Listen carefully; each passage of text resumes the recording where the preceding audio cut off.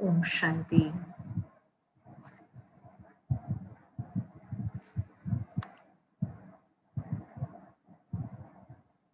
आज हम देखेंगे परखने की शक्ति। राजयोग के द्वारा हमको अष्ट शक्तियों की प्राप्ति होती है।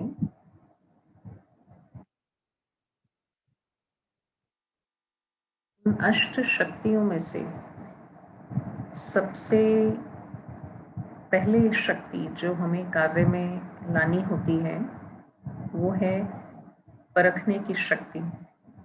परखना हमको कहाँ कहाँ पर जरूरी पड़ता है।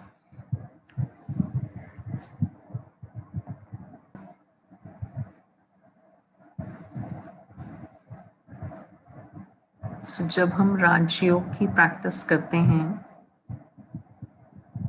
तो नेचुरली हमारे अंदर एक इंट्यूटिव पावर, जिसको हम कह सकते हैं, जो लोग कहते हैं कि हमको मालूम पड़ जाता है कि अब हमको क्या करना है। हमारे सामने कोई भी परिस्थिति है, कोई भी व्यक्ति है, तो उसको हमको परखना पड़ता है कि ये इनकी विशेषता क्या है, इनकी स्ट्रेंथ क्या है और शॉर्टकमिंग कहाँ है, वीकनेस क्या है। ऐसे ही खुद के लिए भी हम अगर ठीक से परख लेते हैं कि ये कार्य मैं कर सकता हूँ कि नहीं कर सकता हूँ, कितनी देर में कर सकता हूँ, किस प्रकार से कर सकता हूँ, मेरी स्किल्स क्या हैं, मेरी कैपेबिलिटीज़ क्या हैं, मेरी इनर स्ट्रेंथ क्या है, मेरी पावर क्या है। तो स्पिरिचुअलिटी में भी हम जब इस न्यू नॉलेज को सुन रहे हैं तो हम अपनी इस परखने की शक्ति से खुद को पहचानते हैं कि हम आत्मा हैं।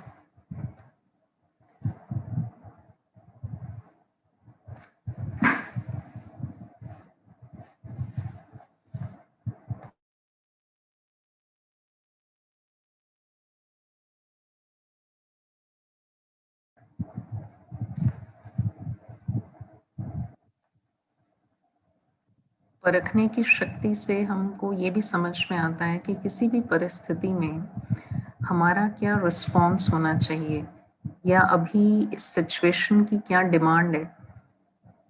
अभी इस समय मुझे अपनी कौन सी शक्ति को यूज करना है। आत्मा परख पाती है कि इस सिचुएशन में मुझे अभी टॉलरेट करना है या फेस करना है, चुप रहना है या जवाब देना है, किस प्रकार से चलना है, क्या अपनी मनोस्थिति बनानी है। अपनी आंतरिक भावनाओं को हम परख पाते हैं। दूसरे की, सामने वाले की भावनाओं को भी हम परख पाते हैं कि कोई व्यक्ति अगर हमारे पास आया है, वो हमसे कुछ कह रहा है, तो अगर हम उसकी इंटेंशन को, उसके पर्सपेक्टिव को, या वो क्या चाहता है, उसको राइट तरीके से परख लेते हैं, तो फिर हमारा जो डिसीजन है और हमारा एक्शन है वो हमको सक्सेसफुल, हम उसमें हो पाते हैं। और हम कहते हैं कि हमें तो समझ में ही नहीं आया कि अच्छा ये बात ऐसी थी, तो यहाँ पर हम ठीक से परख नहीं पाए, डिस्क्रिमिनेट नहीं कर पाए और मैंने गलत डिसीजन ले लिया।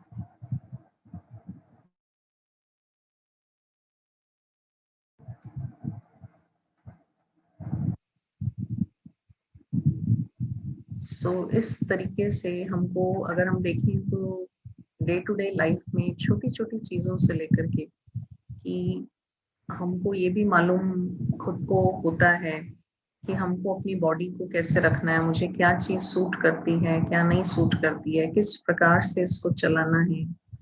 खास तो हमको स्पेशल ये समझ में आए कि कौन सी बात सच है और कौन सी नहीं है, या उस बात की कितनी उसमें वजन है, उसको हम परख सकें कि सामने वाला जो है, जो हमें हमारे सामने जो चीज प्रेजेंट की जा रही है उसमें सच्चाई कितनी है। और अगर वो ट्रू नहीं है तो फिर हम उसमें धोखा खाने से बच जाते हैं। वी आर नॉट डिसीव्ड, क्योंकि हम पहले से परख लेते हैं, हमें समझ में आ जाता है कि ये चीज जैसा हमें दिखाया जा रहा है या बताया जा रहा है ये ऐसा नहीं है, तो हम प्रॉपरली उसको रिस्पॉन्ड कर सकते हैं। कई बार जितना हम किसी सिचुएशन से थ्रेटेंड फील करते हैं या डरते हैं, उतना डरने की भी जरूरत नहीं होती है।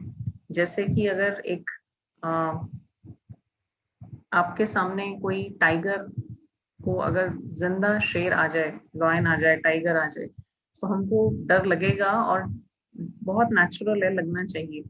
लेकिन अगर एक टाइगर का मैं फोटो आपके सामने लेकर के आऊं और वो फोटो से ही कोई डर जाए, तो क्या बोलेंगे कि ये तो बुद्धू है, मतलब ये तो पेपर टाइगर है, पेपर में तो ड्राइंग तो है, इससे क्यों डर रहे हैं। तो ऐसे जीवन में बहुत सारी ऐसी बातें होती हैं जो एक पेपर टाइगर की तरह होती है, उसको हमको इतना महत्व हम नहीं देना चाहिए, लेकिन हम उसको ठीक से परख नहीं पाते हैं और उसमें घबरा जाते हैं। उसको देख के घबराने से हम अपना सारा बैलेंस अंदर का हमारा खराब हो जाता है, हम उसको खो देते हैं और प्रॉपरली फिर उसको हैंडल नहीं कर पाते हैं, हमारी खुशी भी चली जाती है। तो एक बार एक राजा के पास, उसने सोचा कि मैं देखता हूँ कि मेरी किंगडम में कितने लोग समझदार हैं और कितना इनके पास विजडम है, परखने की शक्ति है। तो उसने क्या किया कि उसने 4 हीरे लिए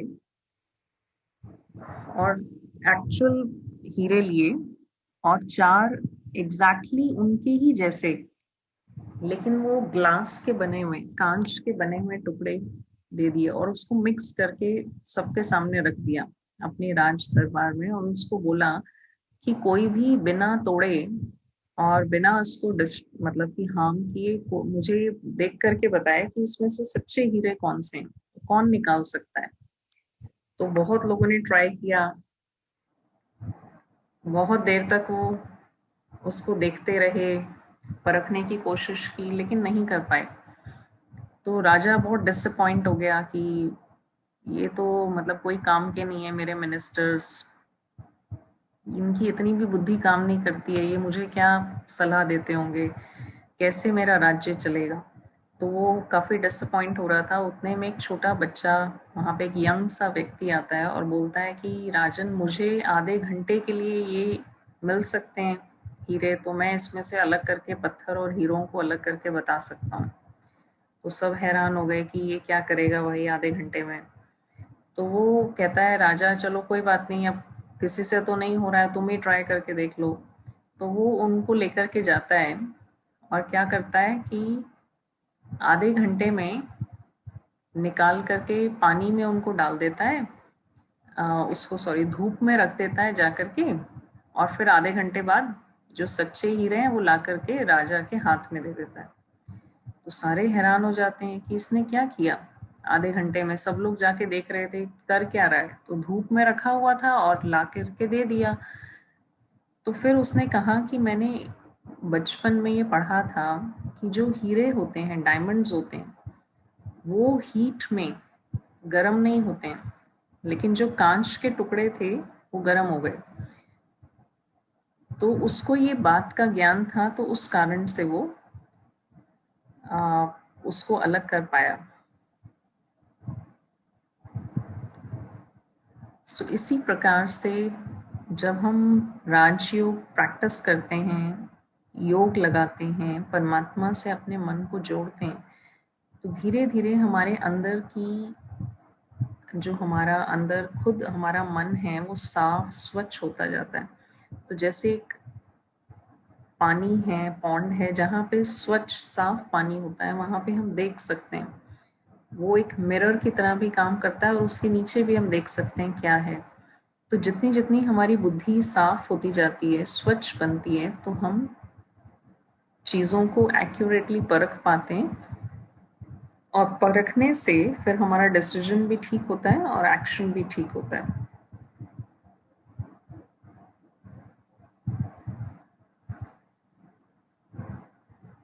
अब हम मेडिटेशन करेंगे।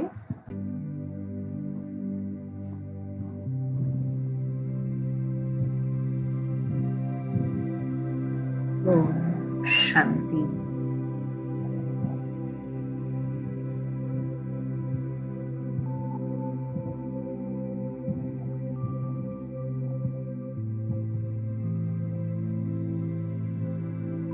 खुद को, बॉडी को एकदम रिलैक्स करके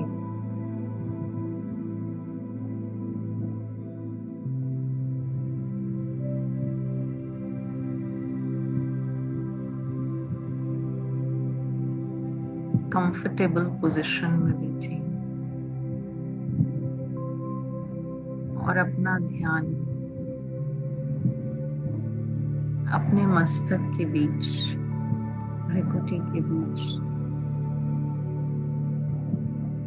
उस चैतन्य प्रकाश स्वरूप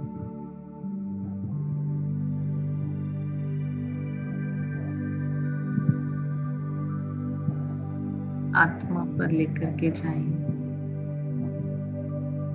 इस देह के अंदर मैं लिविंग डायमंड हूँ।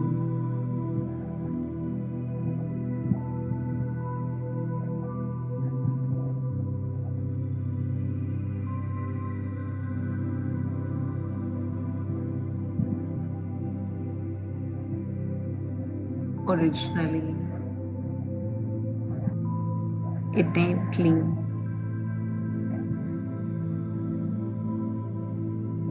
eternally, I am a very pure being, light. मैं एक बहुत शुद्ध, पवित्र और शक्तिशाली आत्मा हूँ।